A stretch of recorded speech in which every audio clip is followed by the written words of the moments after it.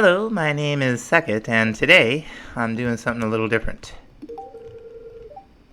Happy birthday, Abigail. Today, I gotta talk about Stardew Valley, and this is probably gonna be a couple episodes. They're gonna take a while to make, because Stardew Valley is a strange game. It's a great game. Don't get me wrong, I'll talk about why I think it's great very soon, but it's a strange game in that the lore of this world gives me the idea that this world, first of all, is definitely not planet Earth, and that my place in this world is perhaps, hello Mavis, not what I thought it was. Now, in a video game, things are a little weird anyway, right? Because video game.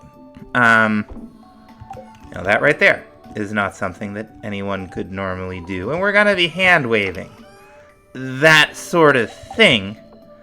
Or I'm gonna be hand-waving it, anyway, as a talk about it. There are a lot of video game conventions in this game, and there are a lot of things that you do because video games, like quests and progression. But there's a lot of weirdness in here that isn't because video game. Now, relatively quickly after you start playing the game, old Lewis will send you a letter in the mail.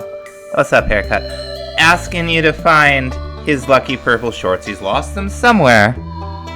I won't spoil where they are, although it's weird to talk about spoilers with a 10-year-old video game.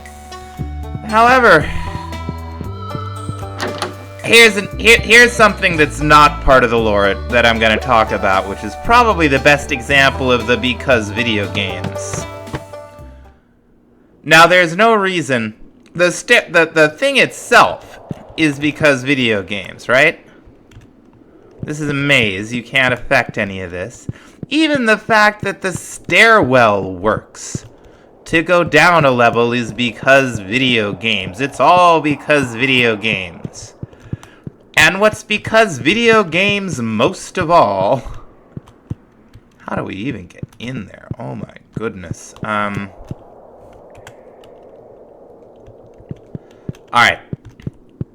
I see something. It's over here. The secret passage. Because video games. Can I get at this? Why's he got his computer down here? I don't want to know. Anyway, the fact that you can still get a hold of the shorts is because video games. Oh! Ghost shorts! I will tell you, folks, I have seen how that man keeps his mustache. I am not letting his shorts hit me again. Oh my goodness. Crying out loud. And that's kind of the point I'm trying to make. There's stuff that's lore, like the truck, and the horse, and the pig. And there's stuff that's because video games, like the shorts. Where is it? Come on, Louie, I know it's back here. You don't have what it takes to keep such a secret. There it is. This, clearly, is a joke. Now, if you play the game, and I assume you do, if you're watching this, you can probably tell where we're pretty solidly in the late game in this world. This is fall of year 4, Saturday the 13th, birthday of my wife. This is not the first world I've played in, and this is not the only approach I've ever taken to the game, the one that I've taken in this world. I've played a bunch of the other farms that you can get, like the mountain one and the river one and so on. I've only sunk about 350 hours into this game, which is nothing compared to what some people have sunk into this game. So I don't know everything by far, and a lot of what seems strange to me may not seem strange to you. But on the off chance that you have never played, the base conceit of the game is that you work at a corporation called JoJo Mart. There's a nice cutscene with some, some footage of you in a cubicle, and then there's some stuff about your grandpa, and it goes a little bit like this. So you start the game, and you create your character, and there's a man's here, and you very quickly realize that he's your grandfather because you are the me in this game. Now, there's a couple of things to note here. First, I want you to note this here. This little guy is a Jumino, and you'll be seeing more of them. There's also a sword, for some reason. Probably Grandma? I don't know if those are supposed to be her hands or if she just has very large cheeks. And then there's this thing. But Grandpa talks about emptiness.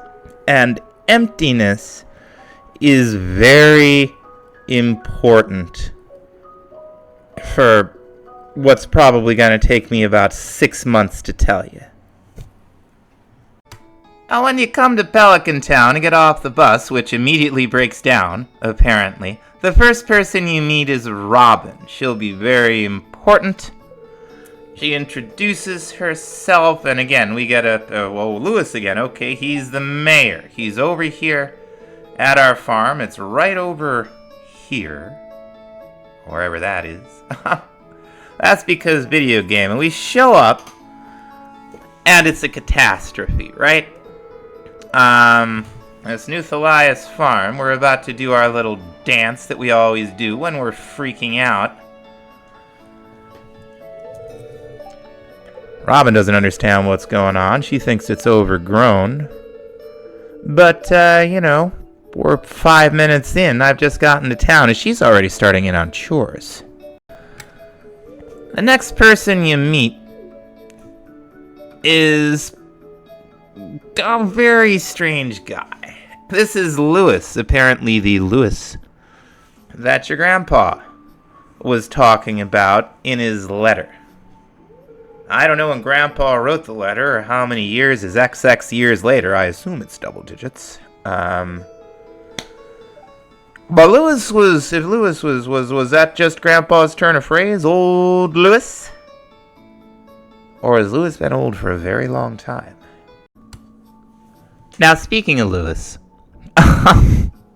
really? He'll come by during the night? There's a lot that happens when you're not awake in this game. People are dragging you places, Harvey's working, Lewis is picking up things from a box in maybe his truck? We'll get to the truck. Now, of course, when you walk inside your house and start to get set up, it doesn't start out looking much like this. When you start, it's actually more a little bit this size. And you'll have a few parsnip seeds, and then you'll get to work, right? Anyway, I think about Mayor Lewis a lot. Because I wonder just what's going on with that man's. For instance, the pickup truck. This, I would imagine, is what he drives around in, picking everybody's stuff up. I, however, have a very small horse that I ride around on for some reason. Also, there's some lady who's got a cart dragged around by a pig. There he is. We have our man's Lewis, right? Hey, Lewis. Whatever you say, buddy. So here's the question. Is old Lewis a turn of phrase? Or is old Lewis something different? Was he old then? It's a good question. What's up, Sports Ball? All kinds of different folks. Hello, Evelyn. Young, old. You know, it's pastoral. The seasons change. You grow your crops. You probably played Stardew Valley if you're watching this. It's a strange game, and one of one of the second clues, usually, that you're not in a normal place is the first time you walk into this building. Which doesn't look like this. It's all dilapidated, run down. There's like a Walmart stand-in a little east of here, and that's the, that's your fork, how you're going to do the playthrough, whether you're going to do the Walmart sort of playthrough capitalist, or whether you're going to restore the community center and the hope of the town. But there's this weird thing, like, right up here, and there are these little gumdrop guys with, I don't know, little balloons poking out of their head or something. They're called the Junimos. And they are often your first clue that there are things in this world that aren't human, but nevertheless are sentient and have a large effect. Oh, pardon me. Nobody ever gets out of your way in this town. That's video game strangeness. You ever see one of these guys, like, tear up... What was I coming in here for? One of these guys tear up something you put down somewhere? Now, as you get bolder, you start exploring around. You'll see some strange things in this town. And one of the strangest things about it is not that things like this exist, but that everyone who lives here is so astonishingly nonchalant about it. None of this, the monsters, the creatures, the weird altars to... I don't know who Yoba is. There's a wizard. People are doing magic. There's a pig that rides in a boat on a jet ski or something. We'll get to that. Now, shortly after you meet the Juminos, you meet this man's. And it turns out he's not just a guy with a strange fashion sense. This is Rasmodius, and as the game tells you, he's a wizard. He's my buddy. I'm gonna give him this weird thing. Anyway, here's the thing. Like, you go and meet the wizard, okay, and the wizard has you do some stuff. And you can communicate with the little guys afterwards, and they rebuild the community center for you. But the wizard, although he lives on the side of town, is still very much a part of the community. He has friends in town, not the least of which is young Jazz. Apparently they're famous friends.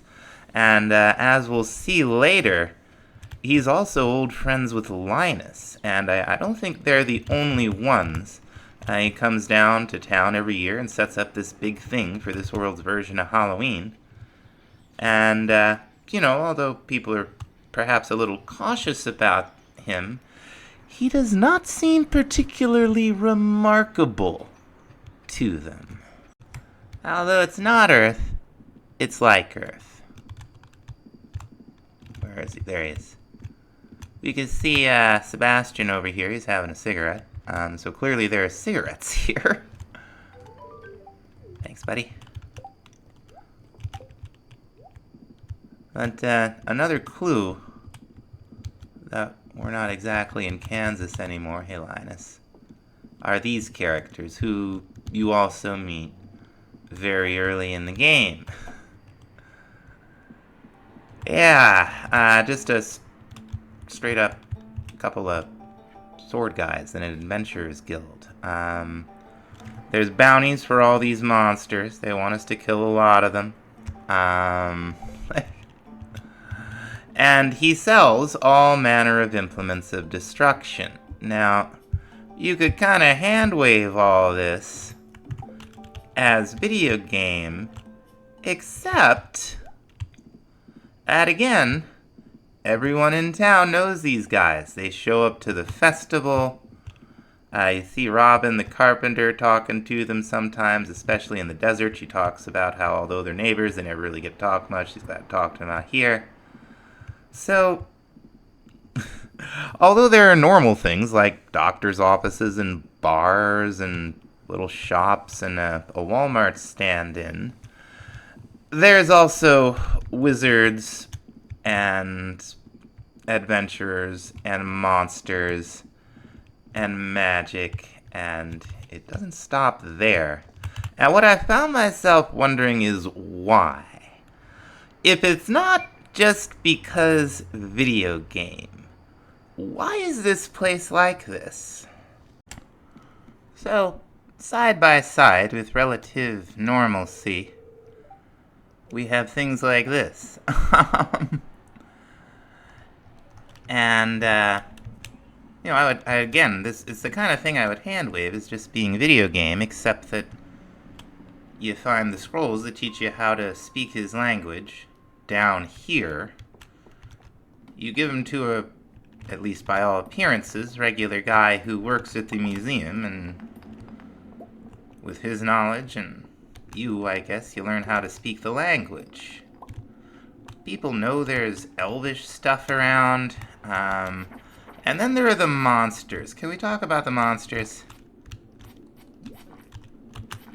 Again, it would be something that would just seem strange and out of place and just, okay, it's a video game. You fight some monsters while you're going to collect resources in a cave. Sure. But everybody knows about them. And not only do they know about them, they of course also know about the Adventurers Guild.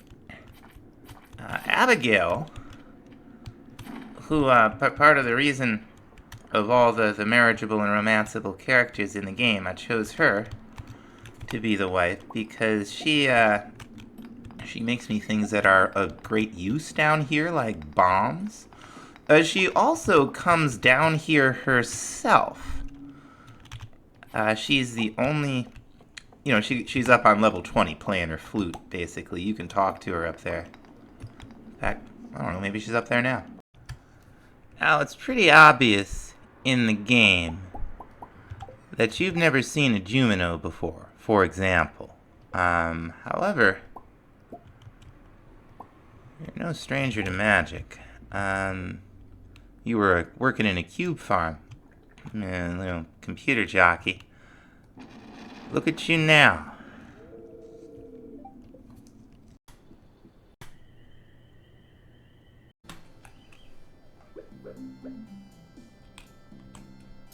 Oh.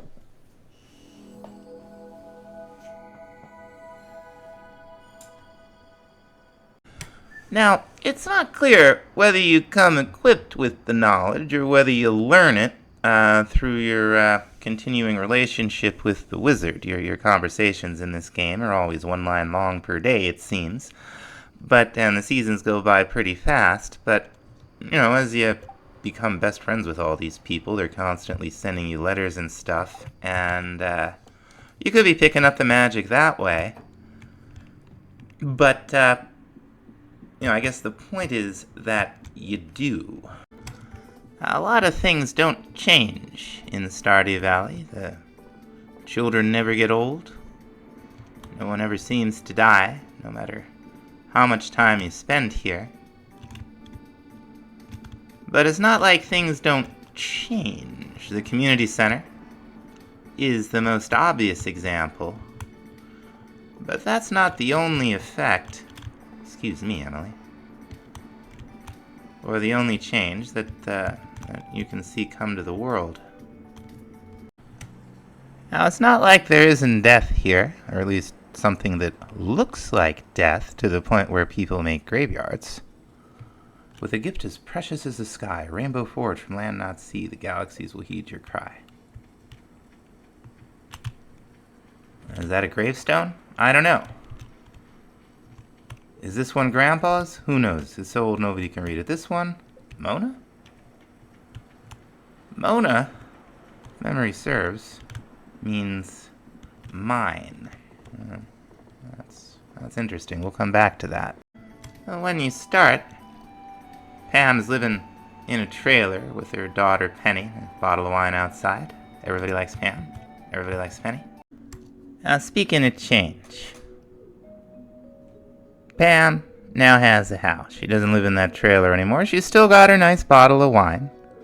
So that's good. Robin here is implying that she built most of these houses. Nice round window. She's pretty proud.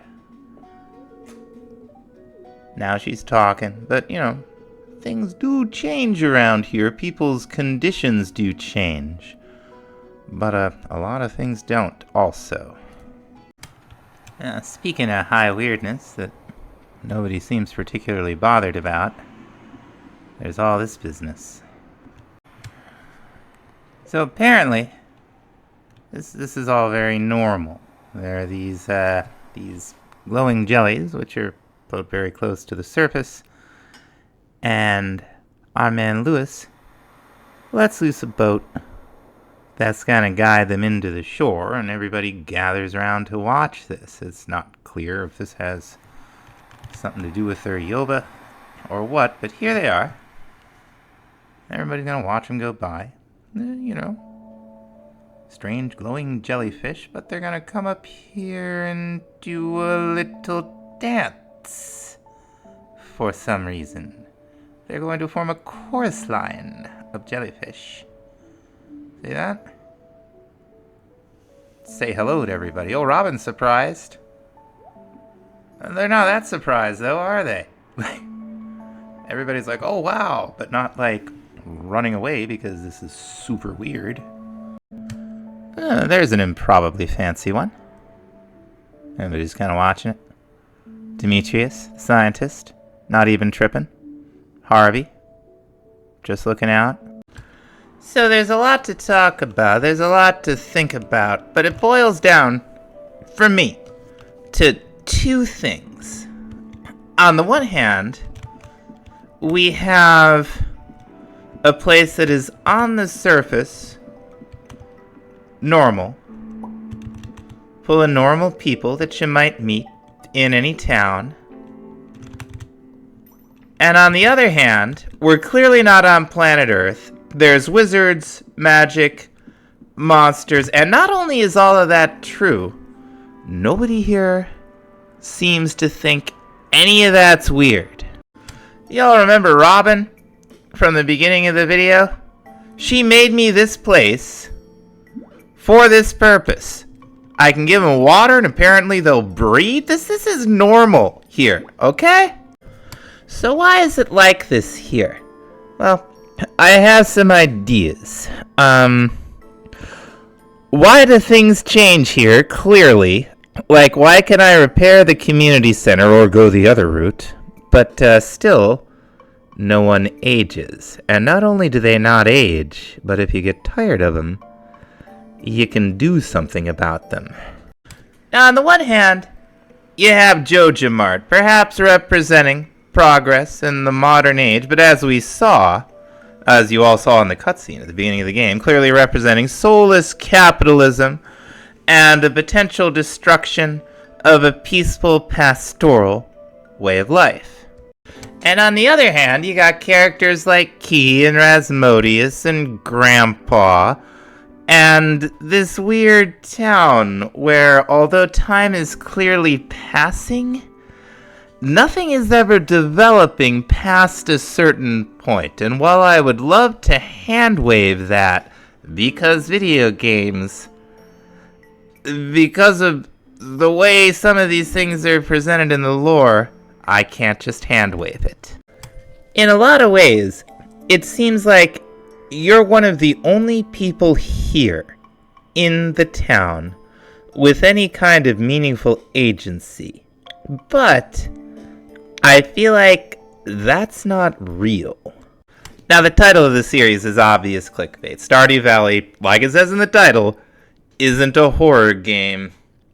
But here's the thing. On the one hand, we can choose the evil of soul-crushing capitalism and the destruction of this town and these people's way of life. On the other hand, it appears that our choice between that new evil is an old evil, represented by Mr. Key, the wizard, and indeed, our very own grandfather. I could chop down this tree right here. And next season, it's going to be right back where it was. I could rebuild the community center and everybody can change their weekly routine a little bit. But George, although he says that, what was it, a mining accident, I think he said? Or whatever it was that put him in the wheelchair, he will be in that wheelchair 40 years later, just like he was at the beginning of the game, he will have lost no more hair, nor will he have grown any. Unless you involve yourself directly with Maru, she will continue to work at Harvey's and stay with her parents. For the rest of her life, she will not so much as change her hair. There goes Emily in for another day. And here's Haircut and Harvey staring at the water, not talking to each other. They do this every Sunday. Nothing changes here. Every day at 5 o'clock, Willie leaves his shop, which is also his house, behind which is hidden Willie. Willie, oh, there he is. Okay, I thought he was going to make a liar out of me. Willie, I wouldn't put it past you. Every day. A little later, he's going to go to the bar. Sometimes he goes fishing here and there. But no matter how much any of us fish or at what scale, you never run out of fish. And the same fish come back every year. Nothing changes. Even things you have agency with. Like, here's a thing we don't have agency with.